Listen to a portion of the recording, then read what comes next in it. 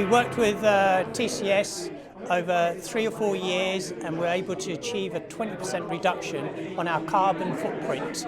So that was really putting initiatives in and setting up systems, and that's how we began with TCS developing the energy management approach for EDF Energy, and now which is what you see on the marketplace.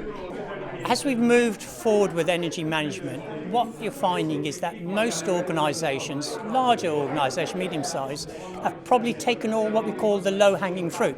So they've actually now implemented all that they could do, which was easy to do. So the next stage is to ensure that you're always running your estate really efficiently. That means getting a lot of data in, analysing the data and making sure that your estate and the organisation is really running efficiently. So what our approach has been, and the approach that I recommend to most people, is actually you need an independent body to monitor your organisation's energy consumption and see how they're managing it. Most organisations nowadays will, in their sustainability reports or annual reports, will talk about how well they serve the community, how well they do sustainably. Well, actually, if you can demonstrate through an independent organisation such as Tata Consulting Services, that approach, it actually adds value to what you're doing. So, for me, it's about ability to gather that information, analyse it, and then take little steps, which is what's now required. So that's where the future lies really for energy management, about smaller steps, and that can only be done through big data. And Tata Consulting Services is very good at managing big data, and that's where they add real value for me. So if we go back about 4 years ago, energy management was spread over to a number of disciplines. Some of it sat in facilities management, some of it sat within an engineering division, some of it sat in operations division. Really, there hasn't ever been a community of professionals to come together to talk about energy management. So when I first approached it, I was sitting in the facility services division of the company looking at that.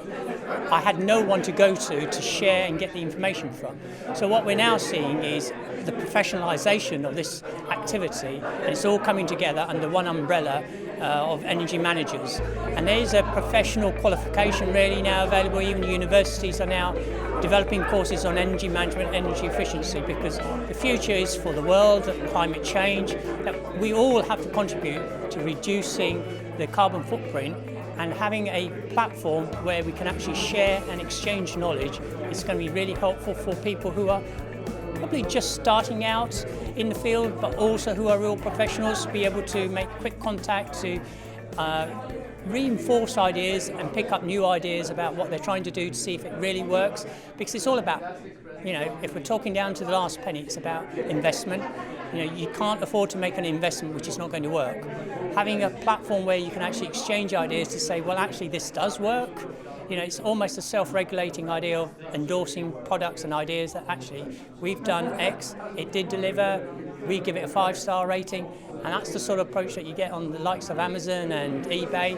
I'm hoping that this platform will enable energy managers to very quickly identify very good ideas to be able to deliver really important energy efficiency savings for their organisations. If I go back to 4 years ago when we started off with Kaneshka and myself sitting in a room just talking about energy management, to today when you have a launch of a real hub which is going to be open to anyone who is professionally qualified to sign up, it's a fantastic achievement in such a short space of time, and I look forward to seeing how this develops over the next 12 to 18 months.